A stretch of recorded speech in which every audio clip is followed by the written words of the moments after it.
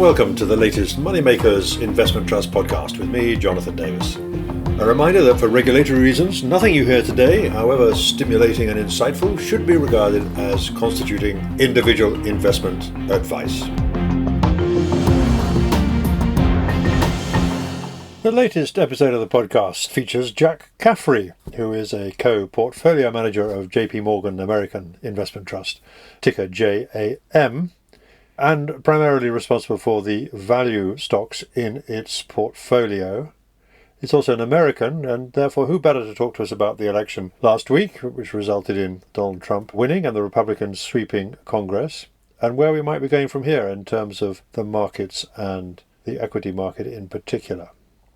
So, Jack, if I may kick off, we've seen the immediate reaction to Donald Trump's victory, and it's been pretty impressive for equity investors. Stocks are up, though bond yields are also up, the dollar is up, Bitcoin is up, and there are plenty of things to think about as well looking ahead, in particular whether or not Mr. Trump is going to be able to introduce a wide range of tariffs and deregulation.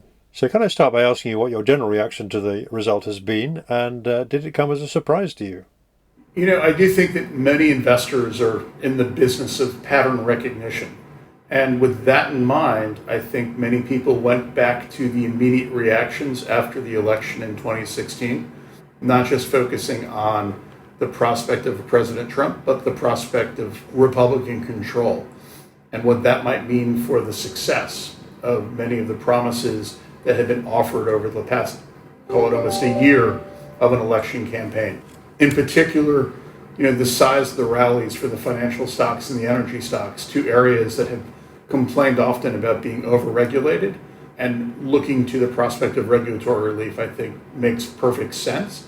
The fact that some other newer investment opportunities, like you mentioned, capturing more attention, I think also plays into the sort of conversations that have been had among donors, among advisors. And so in the short term, the reactions make sense. But let's pay attention to who the people are that will eventually be making those policies for when you actually have to translate promises to reality. Right, and we don't yet know who most of the key positions are going to be taken by, so that's something we've got to watch out for. The markets obviously to some extent anticipated the outcome. The betting market certainly did, and we saw quite a strong performance of the US equities even before the results, a month before. So you were positioned that way. Have you had to change in any significant way the way that your portfolio is constructed since the result? We haven't made any material changes in the portfolio. I do think that overall, as investors in companies, investors in stocks, we recognize that once a company has a better sense of the rules that they will operate under, they will make the necessary adaptations in order to try to navigate, hopefully successfully, what the new world has to offer. In that regard, I think, we remain confident of U.S. companies' ability to make that navigation. Admittedly, it can be a little bit bumpier and a little bit more clouded in the shorter term.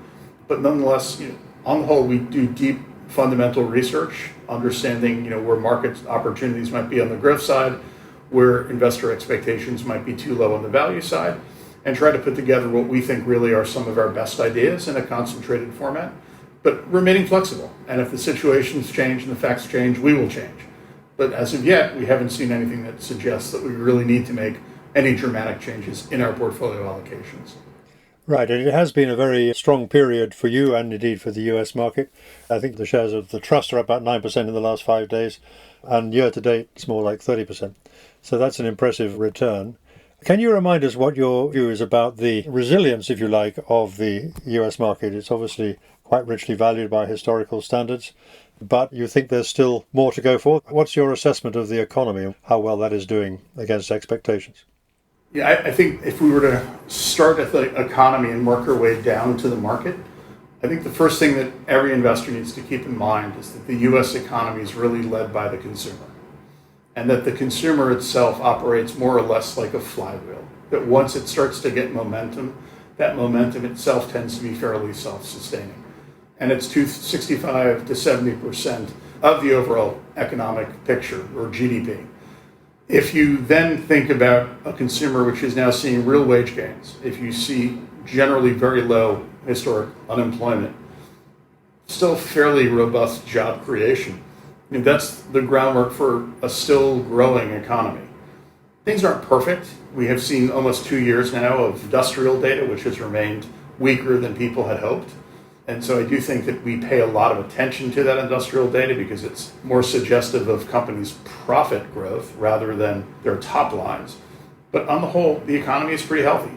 And looking to most of the major real-time captures of economic activity, they continue to point to an economy growing 2.5% to 3.5%, which interestingly enough is running still a little bit hot relative to the Fed's expectations of what real growth should be in the United States. So I think that keeps us in mind that the Fed may not be done, even in the face of someone who is structurally a believer in lower interest rates are always better. Again, let's come back to who the people are. Now, the construct then of what this might mean for the market, I think is quite interesting, because in 2016, the S&P was trading at 16 times earnings, today 22 times earnings. In 2016, interest rates were about 2.25%, and more or less over the next 2 years averaged about 2.35, 2.4%, versus today, 10-year Treasury yields at 4.3%. So in that regard, I think valuation has done a lot of the heavy lifting, which has been very supportive of the U.S. equity market. What I think that will mean from today going forward is really understanding which companies have the ability to grow their earnings, which of those companies can grow their cash flows, and in the case of value investments, companies that can raise dividends or engage in share buyback. And I think that's where, again, coming back to working with 50 analysts, I think we wind up having a competitive advantage in terms of trying to understand who actually can win against these relatively elevated expectations according to history. Now, it's been repeatedly said that the US market's been characterized by a very high concentration among a certain number of names. Now, you work mainly on the value side of the portfolio, so you're looking at perhaps not including some of those big names. Do you expect that concentration will change if the scenario pans out as you've been describing? Obviously, we still don't know who all the key players are going to be and all the key policies, but are you hopeful for value as a style within the US market? Yeah, I think I would offer the observation that we had a very, very narrow market from January to April. And then to some extent, those magnificent stocks became a little bit more mediocre in terms of some of their shorter term moves. And with that, you began to see a broadening out of equity participation. I do think that value has had moments of brilliance. Generally, a number of value stocks can be there, not to say they're hedges, but that they operate under a different narrative, a different theme. And I think that that comes back to why it's important to not think just about a core manager, but a core investing approach that's built around people who can specialize in value stocks or growth stocks, and an ability to shift allocations between growth and value, between larger and mid-cap sort of situations as the opportunities are being presented. I've talked about valuations with you. I actually prefer the term expectations because I think expectations is a nice reminder about so much of what we're trying to understand is the psychology of other investors as much as it is trying to quantify it and thinking about how can you sort of surpass those expectations. It's a lot easier to surpass expectations when their starting point is low, and that's something we wind up having to do really on the value side of things. And looking back over the last several years, as we began seeing the risks of higher inflation, something that people are now talking about being sustained, value stocks tend to do much better in a period of stable or rising inflation rather than the falling inflation environment that we operated with, certainly since the global financial crisis. So far, we haven't mentioned the new president's favorite word, which we've been told is tariffs. If those come in, certainly if he goes the whole hog as what he's said, if that happens, that is going to surely lead to some further differentiation in the performance of stocks in the US economy. So those with domestic versus international exposure, for example. What are your feelings about how tariffs might play out if they're actually introduced on the scale that we've been hearing about? Well, I think clearly the initial reaction was quite negative, and you did see that on the day after the election. Consumer staples names were off 2.5% to 5%, depending on the company. And those are the names that might be most subject, if you will, to retaliation or responsive actions on the part of other governments. And even if governments don't respond, these are names that might be subject to consumer boycotts in response to tariff actions. So the market, I think, is working its way through trying to understand who's exposed where. Again, those consumer staples names are some of the greatest multinationals out there, but they would probably be some of the most international in terms of companies that have that exposure. Donald Trump has been quite clear that he talks about a variety of options and looking to keep all things subject to negotiation. And so in that regard, we come back to this idea of many things have been said, offered, promised, but it's still unfortunately a bit too early to try to understand what actually might work through the various conflicting policies and promises that have been offered. And so I do think you're actually seeing companies and countries try to understand how might supply chains change, how might policy be influenced in terms of one government talking about making a large increase in defensive purchases from the United States as a way to make it clear that they would like to remain in the good graces of what the next administration might be looking to do. So I think right now we're dealing with the fog of what could be rather than the idea and the certainty of what will be. And I don't want to be a broken record, but let's come back to try to understand who winds up doing what. We've already seen some former members of prior administrations being said, nope, thank you, you will not be participating in this next round. I think it's also probably worth keeping in mind that a second-term president has a fairly finite window to try to achieve great things. And so you're going to have to think through like what really is most important to the new administration and see the emphasis wind up being there. And I think if you were to survey 10 people on what's going to be most important to that administration, you'll probably legitimately get 13 answers to that from those 10 investors. Of course. Another factor, Donald Trump's been very clear that he would like to see a weaker dollar. It hasn't been the kind of impact we've seen so far. How important is the dollar's strength to you? Obviously, the companies you invest in, a lot of them will have exposure overseas. What's the kind of general calibration you make of the impact of dollar rising or falling? And what are your expectations on that score? When I come back and we think about our portfolio, I think those companies which have benefited from a strong dollar have been truly irreplaceable in what it is that they do and where their customers have to purchase from them almost regardless of what foreign exchange markets might settle and look at. Value stocks, to the extent we wind up looking at consumer staples, not a particularly massive part of the portfolio, but would benefit from a weaker US dollar. We have a large overweight to energy. That would certainly benefit from a weaker US dollar. Financials, trying to understand what the dollar might mean for the shape of the yield curve and net interest margins remains a little bit unclear at the moment, but where products in some senses are a little bit less differentiated, winds up working its way through things. On the whole, it's not clear which way the dollar goes based on what a tariff strategy winds up looking like. Because if you reorient the trade patterns of major trading partners with the United States because of tariffs, and that tariff no longer has US dollars, do they recycle them into US interest rates? So to what extent you might want less trade with one or two countries, but if they're buying substantial portions of your treasury markets and where treasury issuance might be rising over the next year or two, depending on spending priorities and tax priorities. It's not clear if the dollar goes up or down, or you may get a weaker dollar but higher interest rates at the same time, which are things that are not supposed to happen in standard economic textbooks.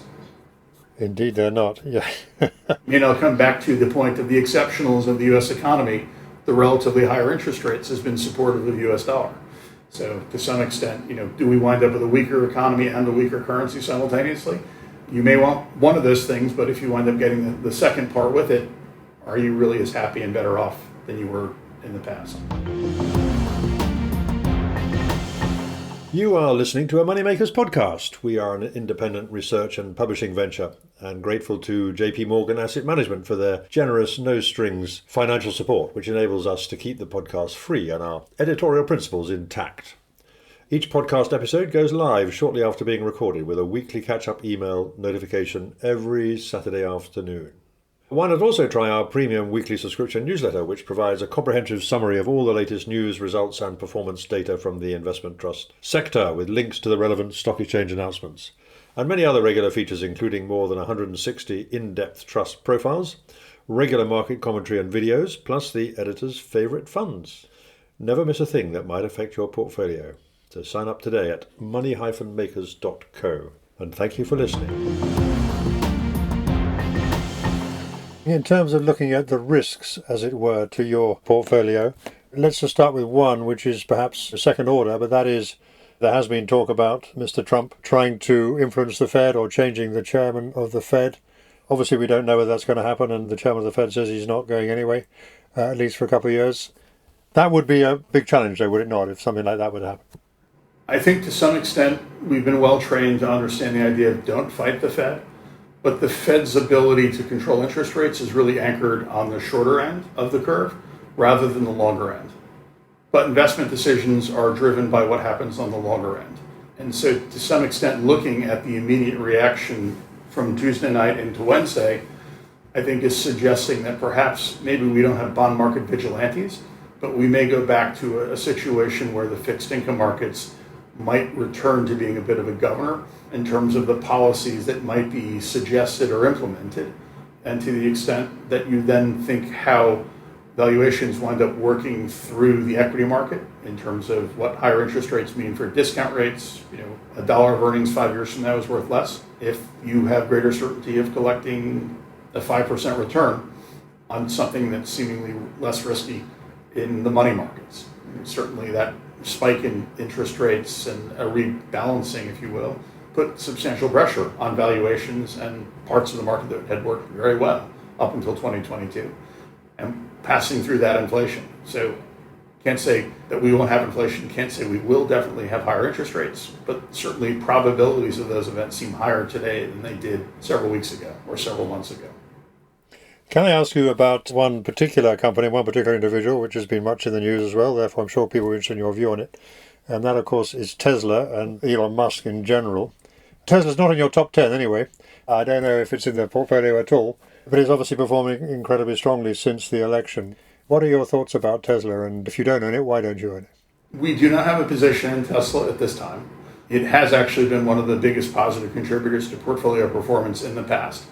But at this point in time, we think Tesla has been confronting issues with respect to the possibility of saturation of demand for EVs in particular in the United States market, an exceptionally competitive market in terms of their offering in China, as Chinese EV manufacturers have ramped up A, production, and B, the quality of their offerings. It's sort of interesting as I walk around London seeing ads for a number of Chinese automakers at various bus stops and bus advertisements, which we're not seeing in the United States.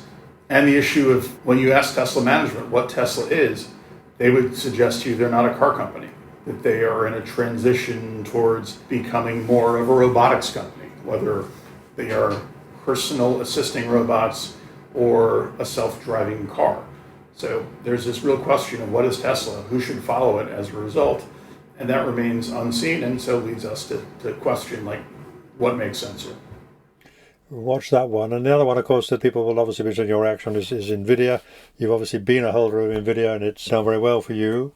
But what's the trend in your holding of that particular company, if I can put it that way? I'm trying to ask a neutral question here. I think the bigger picture issue to keep in mind is one of there's a tremendous change in underlying computing architectures, of which Nvidia and several other companies are important constituents of that. And that those names have been powerful contributors to the portfolio over the last several years. But at the margin, we have been a little less exposed to them over the last several months as you start looking for more attractively valued opportunities that might be enabling that transition in computing. When one thinks about building a data center, it really isn't just about the semiconductor.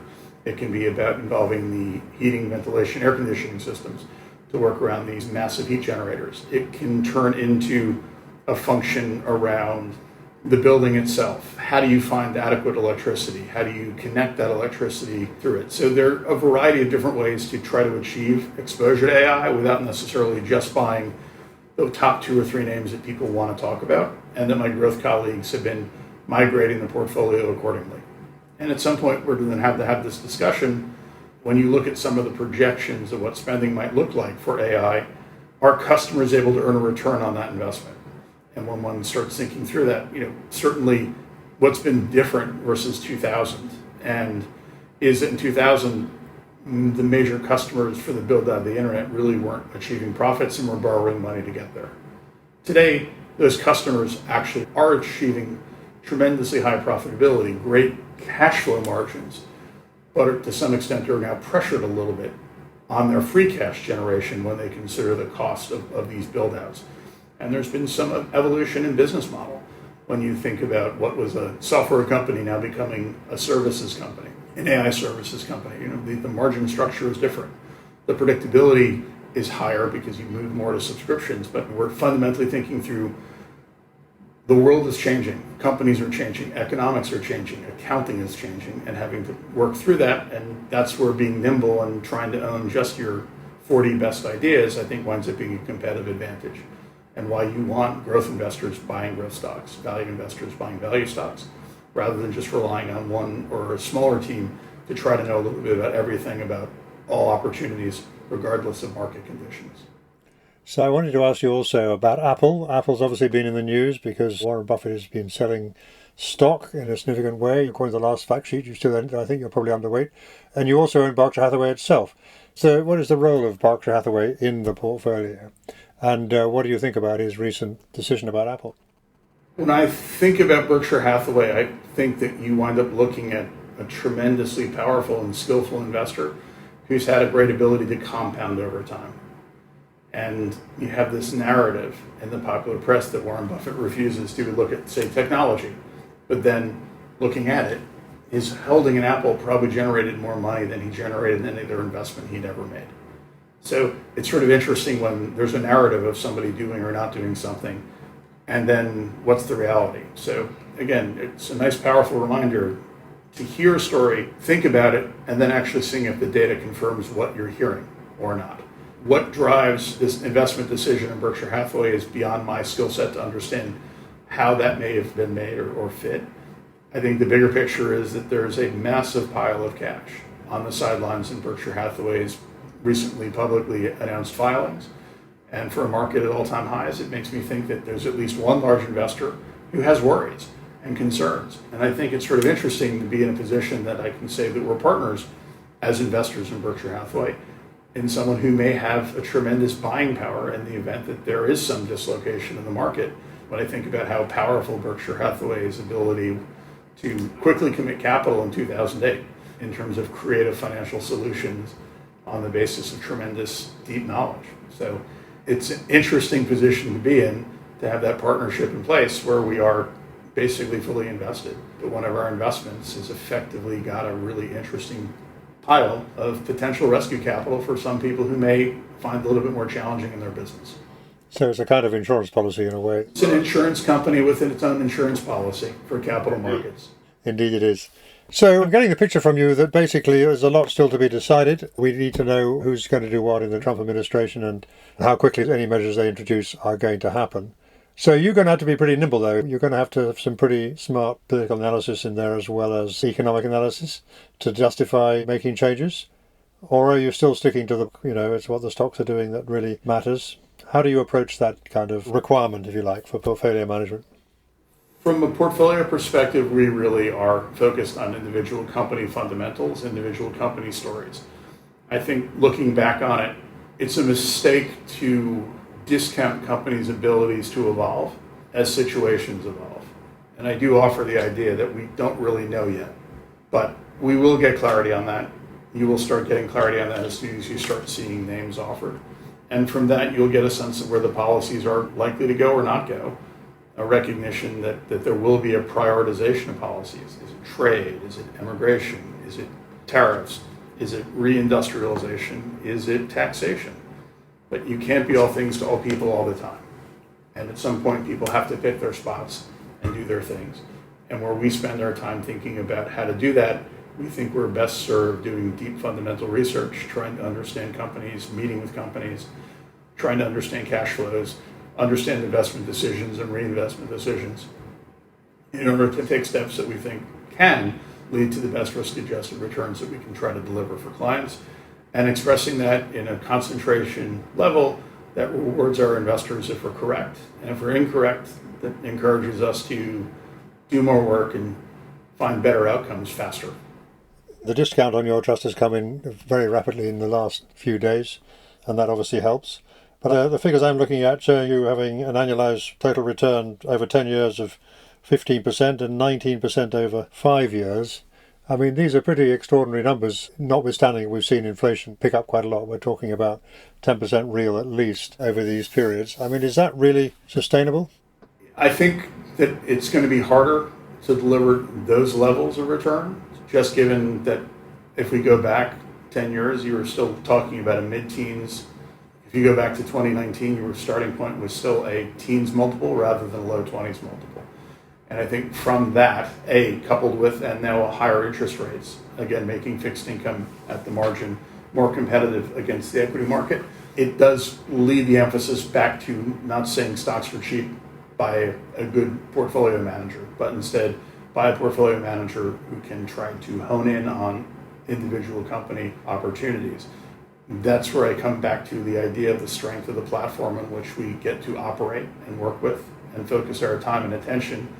And I do think that we are able to invest with great allocators of capital who have interesting runways ahead of them. And so I'm very comfortable with our positioning in terms of what we wind up being exposed to. And I think clients can continue to be well rewarded for their partnership with us as we try to partner with great management teams from our perspective. Well, they certainly don't have much to complain about at the moment, that's for sure. So that was Jack Caffrey, the co-portfolio manager of J.P.Morgan American Investment Trust, talking to me a little while ago.